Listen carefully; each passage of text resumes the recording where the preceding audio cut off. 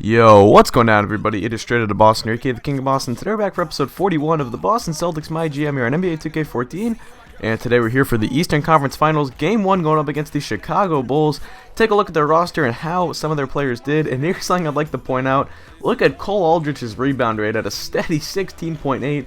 And he had an estimated wins average of 3.0. That is the same Cole Aldrich that we all have a special place in our heart for. The former Kansas Jayhawk. Huge bust, drafted by the, I believe he was actually drafted by the Hornets, but then traded to the Thunder on draft day. So I imagine that Thunder acquired his rights or whatever, and he's been a terrible NBA player. He was a great college player though, and there's, it's very understandable to think of him as a lottery pick coming out of college, but he's been pretty bad in the NBA. But the fact that he's become a productive role player for this Bulls team is a feel-good story that we can all appreciate.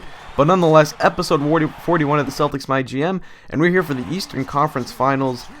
So I made an error in my last video. I said that we made the conference finals last year. We actually only made it to the semifinals, where we lost to the same Bulls team in 7 games. Game 7 was in Chicago. This year, if we get that far, it will be in Boston, as we have home court advantage. The Bulls were the 4 seed, I do believe. We were the 2 seed, and that is your conference finals matchup. So here we go. First freeze frame of the day. We're going to be keeping a close eye on the pick and roll all game long. You can see we're going to be setting a screen with Boozer's man, which means Bledsoe has to meet Joakim Noah at the rim. Never a good thing for driving on one of the best defensive centers in the NBA, if not the best. And you can see Noah actually swatted his shot away. Sullinger luckily was there for the rebound. We're going to be keeping an eye on that pick and roll all game long. That is one of the ways that Eric Bledsoe can do his damage in this series, is going to be with the pick and roll. But we're going to have to pay attention to who is man we are setting it on, because it's going to be a little bit different, as I'll show later in the video, when we set it on with Boozer's man or with Noah's man. So nonetheless, 10-10 is the score. Boozer's going to get stripped right here. Bradley comes up with the loose ball, taking it down the court, and this is going to be, I believe, the 3rd straight fast break basket between Bledsoe and Bradley, or not Bledsoe and Bradley, Bradley and Sullinger. Those two were connecting on the break, running effectively, getting some steals, and creating havoc early on. It's a 5-point game. Sullinger with the ball from the high post, freeze framing right about here, and we're going to end up seeing a double team. Marcus Teague double team Sullinger. Heinrich helps the helper right here, helping Bledsoe, but that's going to leave Bradley wide open in the corner. And I don't know if you'd rather give up that corner 3 or that easy 2 layup that you would have given up with Bledsoe, but the corner 3 has got to be probably the best shot in basketball. It's the shortest 3-pointer you can get. Obviously, a 3-pointer is worth more than a 2-pointer. You're going to hit that at a lower percentage than a layup, but if you can hit a shot, or if you can take that shot with a good 3-point shooter like Avery Bradley, it's probably one of the better shots you can get in basketball. But Cole Aldrich with the slam on the fast break. That's right, Cole Aldrich. Here we get another double team. Bradley's open again for 3, and he knocks it down, so the Celtics retake a 7-point lead with Bradley hitting a couple threes already. Allen misses his buzzer beater, but Okafor gets the rebound, tries to put it back up and in, and it looks like they do not know if he got it off in time. They're going to go to the replay. So far, the score has not changed. We're looking at the replay review. Okafor gets the rebound, but clearly does not get the ball off in time. In fact, he was a good, I don't know, quarter to a third of a second late right there. So the basket will not count, and we're going to enter the second quarter with the score of 27-19. You can see the referee will rule no basket, just punching that Bull player right there in the chest. I don't know why the game did that, but nonetheless, that is going to wrap up the first quarter. We have an 8-point lead. We have played very effectively. Our defense has played well. Our offense has played even better, and that has given us a nice size lead in game 1 here from the TD Garden. So here we go. Paul Pierce dribbling the ball up with the second unit. It's going to give it to Marcus Page, who was trailing behind, takes a step in, and hits the nice 18-foot jump shot right there. Now Page gets the ball here, trying to run the break, hits Pierce, who's going to take a long 2 and knock it down with ease. Paul Pierce getting hype right now, and we have a 13-point lead, but Jimmy Butler down low. He's going to get that easy layup to go. Actually, he misses, but he gets his own rebound. I cannot believe Jimmy Butler just missed that layup.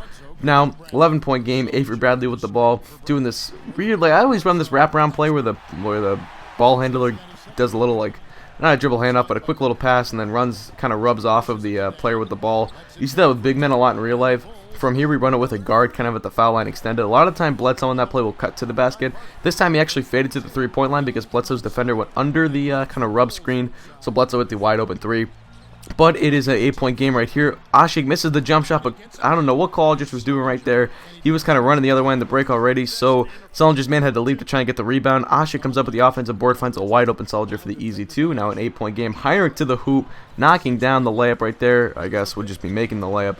Bledsoe with the pick and roll, but once again drawing the double team. Page with that quick release, getting it off in time and getting the mid-range to go. So we have an 8-point game heading into the half, and we have Dorsberg standing by with Tom Thibodeau.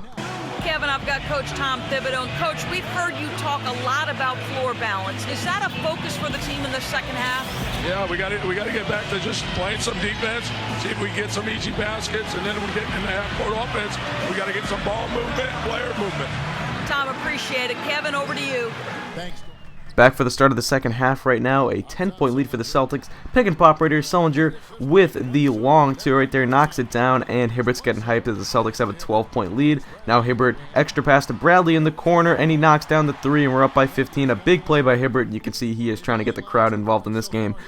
So now we're going to take an extended look at another pick and roll. This time we set it on Noah's man. You can see Sullinger's at the elbow, which means Boozer's not down low, not even in the paint, really, just a foot on the edge of it. So his rotation is going to have to be on point right now to try and stop Bledsoe's pick and roll, and Boozer didn't even move. He relied on Jimmy Butler to try and rotate over.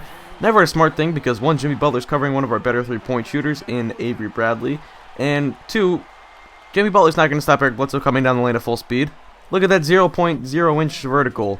Honestly, though, Bledsoe's too athletic. Butler's not going to be able to stop him. Boozer's got to do that. But Sullinger's ability to stretch the floor with Boozer covering him makes it a very hard rotation if Noah can't kind of ice the pick and roll properly, which he did not do right there. So that's why I like setting the pick and roll with Noah's man, because a lot of the time the big men fail to ice on pick and rolls in this game.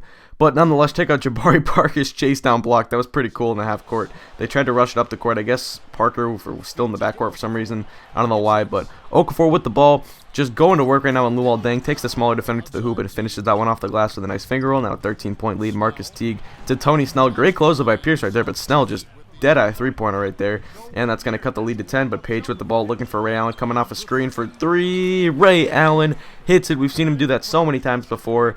Eddie does it once again, so a 13-point lead. Teague to the hoop, actually kicks it back out to Deng for the foul line, extended 3-pointer, and Deng knocks it down. It's going to be an 8-point game heading into the 4th and final quarter of this ball game. 8 points all around. We outscored the Bulls by 8 in the first quarter, but we haven't outscored them at all. In fact, the quarters have been perfectly even in the second and third quarter, so the Bulls hanging tough right now. They're not going to quite go away just yet. Boozer, check out this sweet step back. I love the post step back right there when people do that, and I think it's a really good move in real life to use. I use it sometimes. I don't really play in the post when I play basketball in real life because I'm kind of short, but I do like to take advantage at times when I get smaller guys on me. 77-73. Check out Marcus Page. End of the shot clock. Just taking a step in, creating his own shot. Great play by Marcus Page right there. I thought that was a fantastic play. And now Bradley, whose man goes under that screen from Sullinger right there. Bradley finds himself wide open. That's an easy 3. It's a 9-point lead. Now Bledsoe running the ball up the court. He was actually just going to hit a perfect pass to Roy Hibbert, who slam dunks it in the half court. I don't think Roy Hibbert has any dunks this season. He really does not dunk the ball too much in this game. But Parker takes a step in after a nice pump fake, gets the pull up 2. 13-point game. Boozer trying to get his team back in. There's that post step back once again. This time Sullinger reads it well, but he kind of missed with his block attempt. Now Bledsoe steps back. I don't know where Derrick Rose was going on that one, and Bledsoe knocks down the 3. A 14-point lead with 4 minutes to play. This game is looking all but over right now. Bradley kind of misplayed that fast break right there, but Bledsoe gets the ball. Hitch to Jabari Parker. I don't know how that pass got through the defense right there, but Parker knocks down the mid-range. Now it's a 16-point game with just about 2.5 minutes to play. Parker running the ball up the court. He's going to take this all the way by himself, finishing that one over Luol Deng. And that's going to make it a 16-point, or that would make it an 18-point game. Now back down to 16. Noah with the layup, left hand, down to 14. But it looks like it's going to be too little too late, as it is still a 14-point game. 30 seconds to play. Allen coming off of screens. He's going to catch and shoot here. The long 2, and it is good. Right, Allen. I love shooting those dead-eye, like, spot-up jumpers with him. So that's going to pretty much wrap up this game. Final tip-in from Cole Aldrich right there, but your final score is going to be 101-87. Celtics take home the win in Game 1, and they take a 1-0 series lead in the conference finals, trying to make their first final since 2010, and once again, Dorsberg is standing by. Guys, I'm here with Paul Pierce, and Paul, tell us what it is about this team that allows you guys to prevail in a game like tonight's. Well, you know, this team has a lot of heart and pride, you know, so it was about the grit and the grind, digging deep inside and finding a way to step up. The pride was evident, Paul. Great job. Guys, over to you. Thank you, Doris. So that does it for Game 1. You're going to see the player of the game coming up on the screen in just a moment as usual. But a big Game 1 victory, protect home court advantage here in Game 1. And obviously that great regular season is going to pay off now. We were only the 2 seed, but the 1 seeded Cavaliers, I believe, or maybe it was the Pistons actually. I think it was the Pistons. They lost in the first round, surprisingly. So, nonetheless, Jared Sullinger gets the player of the game. If you guys remember last year, Sullinger came up huge in the playoffs. He's doing it once again, 18-7 with 5 blocks. He has proven to be a big playoff performer, and I'm very satisfied with the decision to hold on to him for these last couple of years through the rebuilding process. Been very satisfied with how he's played. He's turned into the perfect, fourth option for a championship team, which I think he could be in real life. He could be even better. Could be third banana potential, even second banana potential. But right now, with the way he plays, he's perfect for our team, and he is just performed so well in the playoffs in previous years. So I'm excited with him moving forward. But that's going to do it. Thank you guys for watching. If you did enjoy, and so I'm out. Peace.